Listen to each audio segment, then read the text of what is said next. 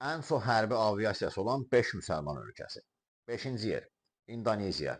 474 hərbi aviasiyası təyyarəsi və vertolyotu vardır.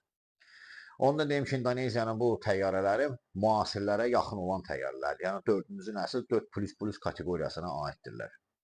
4-cü yer İran. 551 hərbi təyyarəsi və helikopteri vardır. Lakin bundan əksəriyyəti köhnəlmiş nümunələrdir.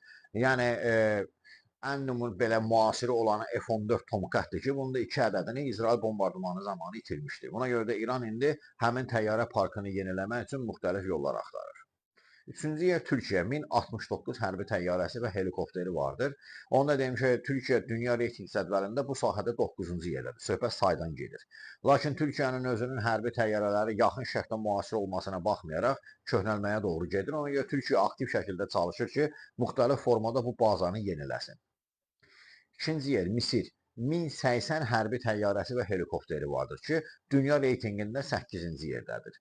Və ən nəhayət birinci yerdə Pakistandır ki, 1430 hərbi təyyarəsi vardır ki, bunların da əksəriyyəti müasir təyyarələrdir. Yəni müsəlman ölkələri içərisində ən müasir təyyarə parkına malik olan ölkələrdən biridir.